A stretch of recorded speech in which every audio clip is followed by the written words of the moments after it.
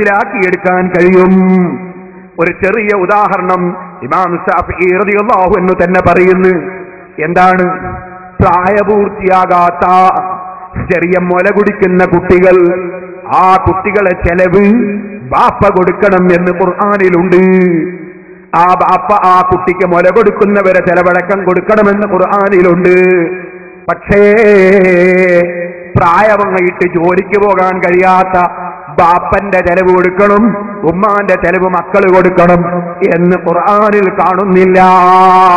പക്ഷേ ഖുർആനിൽ അതില്ലാത്തത് കൊണ്ട് നല്ല യുവാക്കള് അവർ ജോലിയെടുത്ത് നന്നായി പണം സമ്പാദിക്കുമ്പോ ബാപ്പാനെ അവഗണിക്കാൻ പറ്റുമോ? ഉമ്മാനെ അവഗണിക്കാൻ പറ്റുമോ? അവർക്ക് കൊടുക്കാതിരിക്കാൻ പറ്റുമോ? അവർക്ക് കൊടുക്കൽ നിർബന്ധമുണ്ടോ? ഇതൊരു ദീനീ കാര്യമാണ്, മതനിയമമാണ്. എന്നാൽ ഇമാം ശാഫിഈ റളിയല്ലാഹു അൻഹു പറയുന്നു, പ്രായമുള്ള മാതാപിതാക്കൾ ജോലിയെടുക്കാൻ പറ്റാതെ വരുമ്പോ, അല്ലെങ്കിൽ അവർക്ക് ജോലിയില്ലാതെ വരുമ്പോ, അങ്ങനെയുള്ള മാതാപിതാക്കൾക്ക് ജീവിക്കാൻ വഴിയില്ലാതെ വരുമ്പോ, ആ ജീവിക്കാൻ വഴിയില്ലാത്ത മാതാപിതാക്കളെ ചെലവ് കൊടുക്കൽ പരിശുദ്ധ ഇസ്ലാമിൽ മക്കൾക്ക് നിർബന്ധമാണ്. അതെങ്ങനെയാ കണ്ടെത്തുന്നത്? ഖുർആനിൽ കണ്ടതല്ല, റസൂൽ സല്ലല്ലാഹു അലൈഹി വസല്ലം തങ്ങൾ വ്യക്തമായി പറഞ്ഞതല്ല, റിപ്പോർട്ട് കിട്ടിയതല്ല. പിന്നെ ശാഫിഈ ഇമാം തങ്ങൾ പറയുന്നു അത് നമ്മൾ കണ്ടെത്തുകയാണ്. എങ്ങനെ കണ്ടെത്തി? ഖുർആനിൽ അല്ലാഹു പറഞ്ഞില്ലേ ചെറിയ മക്കൾക്ക് ബാപ്പ കൊടുക്കണമെന്ന് പറഞ്ഞില്ലേ? എന്തുകൊണ്ടാണ്? ആ കുട്ടികൾക്കപ്പോൾ സ്വന്തമായി തൊഴിലെടുക്കാൻ കഴിയാത്തത് കൊണ്ടല്ലേ, ജീവിക്കാൻ കഴിയാത്തത് കൊണ്ടല്ലേ.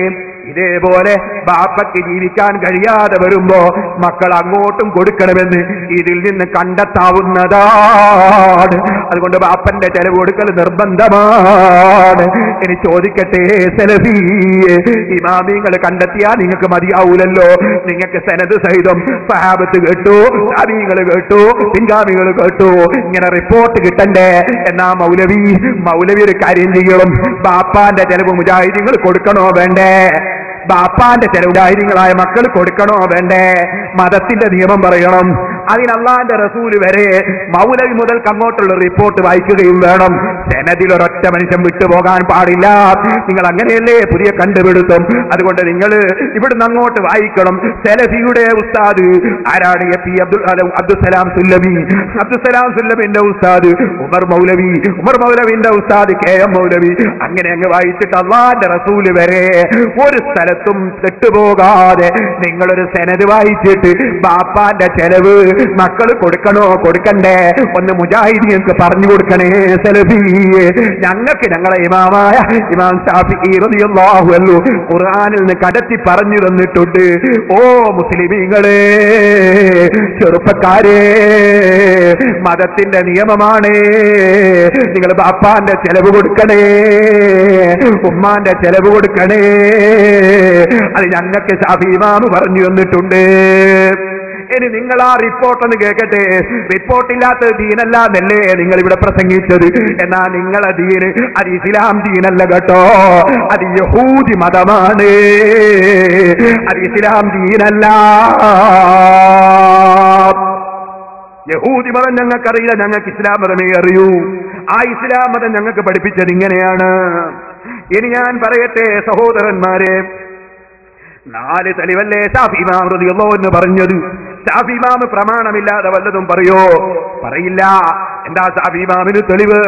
കേട്ടോ, പരിശുദ്ധ ഖുർആൻ. യാ അയ്യുഹല്ലദീന ആമനൂ അത്തീഉല്ലാഹ വഅത്തീഉർ റസൂല വഉലിൽ അംരി മിൻകും ഫഇൻ തനാസഅതും ഫീ ശൈഇൻ ഫറുദ്ദൂഹു ഇലല്ലാഹി വർ-റസൂൽ ഇൻ കുൻതും തുഅ്മിനൂന ബില്ലാഹി വൽ യൗമിൽ ആഖിർ ദാലിക ഖൈറുൻ വഅഹ്സനു തഅ്വീലാ. ഈ ആയത്ത് അതിന്റെ തഫ്സീർ സഹിതം കേട്ട് പഠിക്കേണ്ടവര് ഏലം മനസ്സിലാക്കണം. ഇമാം റാസി തഫ്സീർ പറയേലം മനസ്സിലാക്കണം. അന്ന ഹാദിഹിൽ ആയത ആയത്തുൻ ശരീഫത്തുൻ. ഈ ആയത്ത് വല്ലാത്തൊരു മഹത്വമുള്ള ആയത്താണ്. മുസ്തമിലത്തുൻ അലാ അക്സരി ഇൽമി ഉസൂലിൽ ഫിഖ്ഹി. കർമ്മശാസ്ത്രത്തിന്റെ അടിസ്ഥാനങ്ങൾ ഉൾക്കൊള്ളുന്ന ആയത്താണിത്. വദാലിക, അതെന്താണ്? ലിഅന്നൽ ഫുഖഹാ, കർമ്മശാസ്ത്ര പണ്ഡിതന്മാർ, മദ്ഹബിന്റെ ഇമാമിങ്ങൾ, അവരിവിടെ പഠിപ്പിച്ചു വെച്ചിരിക്കുകയാണ്, അവര് പറഞ്ഞു വെച്ചിരിക്കുകയാണ്. അന്ന ഉസൂല ശരീഅത്തി അർബഉൻ, ഇസ്ലാമിക നിയമത്തിന്റെ അടിസ്ഥാനം 4 എണ്ണമാണ്. മുജാഹിദ് പറയും പോലെ 2 അല്ല, 4 എണ്ണമാണ്. അതാണ് ഈ ആയത്ത് പഠിപ്പിക്കുന്നത്. അൽ കിതാബു വസ്സുന്ന, ഒന്ന് ഖുർആനാണ്, ഒന്ന് അല്ലാഹുവിന്റെ റസൂലിന്റെ ശരീഅയാണ്.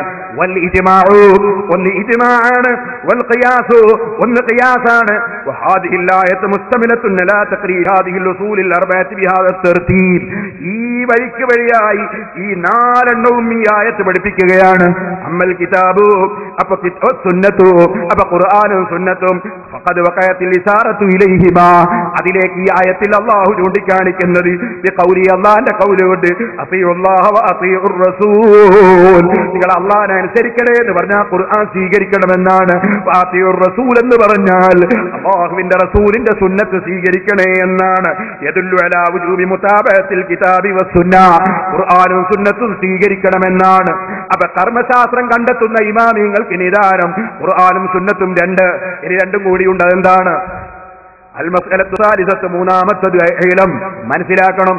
അന്ന ഖൗലഹു വഉലിൽ അംരി മിൻകും, ഖുർആൻ പറഞ്ഞില്ലേ വഉലിൽ അംരി മിൻകും, നിങ്ങളുടെ കാര്യക്കാരെ സ്വീകരിക്കണം.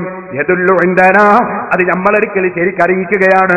അലാ അന്ന ഇജ്മാഅൽ ഉമ്മത്തി ഹുജ്ജ, മുസ്ലിം സമുദായം ഒരു കാര്യം തർക്കമില്ലാതെ സ്വീകരിച്ചു വന്നാൽ, തർക്കമില്ലാതെ നടന്നു വന്നാൽ, തർക്കമില്ലാതെ പറഞ്ഞു വന്നാൽ അത് തെളിവാണ്, അത് തെളിവാണ്. ഇത് വിശദീകരിക്കുകയാണ്. എന്നിട്ട് ബഹുമാനപ്പെട്ടവർ ഉലുൽ അംർ, ഉലുൽ അംർ കൊണ്ടുള്ള ഉദ്ദേശം ആരാണെന്ന് വിവരിക്കുകയാണ്. വൽ മുറാദി ബിഖൗലിഹി വഉലുൽ അംരി അഹ്ലുൽ ഹല്ലി വൽ അഖ്ദി മിനൽ ഉമ്മ, ഈ സമുദായത്തിലുള്ള കാര്യം പറയാൻ കൊള്ളുന്ന, അതേ മത നിയമം പറയാൻ കൊള്ളുന്ന പണ്ഡിതന്മാരാണ് ഉദ്ദേശം. വദാലിക യൂജിബുൽ ഖത്അ ബിഅന്ന ഇജ്മാഅൽ ഉമ്മത്തി ഹുജ്ജ, ഈ സമുദായത്തിന്റെ പ്രതിനിധികളായി സമുദായത്തിന് മതം പഠിപ്പിക്കേണ്ടത് അത് അതാ ഇമാമുകളാണ്. ആ ഇമാമുകളാകുന്ന പണ്ഡിതന്മാർ അവരൊരു കാര്യത്തിൽ യോജിച്ചാൽ അതാണ് ഈ ആയത്ത് കൊണ്ട് ഉദ്ദേശം. ഇനി കേൾക്കണോ? അത് കഴിഞ്ഞതിന് ശേഷം അടുത്ത ഭാഗം ഫഇൻ തനാസഅതും ഫീ ശൈഇൻ ഫറുദ്ദൂഹു ഇലല്ലാഹി വർ-റസൂൽ, അത് വിവരിച്ചുകൊണ്ട് ഇമാം റാസി പറഞ്ഞു യദുല്ലു ഇൻദനാ അലാ അന്നൽ ഖിയാസ ഹുജ്ജത്തുൻ, ഖിയാസ് ഹുജ്ജത്താണ് എന്നതിന് തെളിവാണ്, പ്രമാണമാണ് ഖിയാസ്, പ്രമാണമാണ് ഖിയാസ്. ഖിയാസ് എന്ന് പറഞ്ഞാൽ നേരത്തെ നിങ്ങൾ കണ്ടില്ലേ, നിമിത്തം കണ്ടെത്തി നിയമം പറയുക. എന്തുകൊണ്ടാണ് ചെറിയ കുട്ടിക്ക് ചെലവ് കൊടുക്കണമെന്ന് പറഞ്ഞത്? അതിന് സ്വന്തത്തിൽ ജീവിക്കാൻ വകുപ്പില്ല, അതേ നിമിത്തം പ്രായമായ പാപ്പത്വമുണ്ട്. അപ്പൊ അവിടെ അക്കൗണ്ട് തിരിച്ചും ചെലവ് കൊടുക്കണം. നിമിത്തം കണ്ടെത്തി നിയമം പറയുക, ഈ ഖിയാസിന് അർഹതയുള്ളത്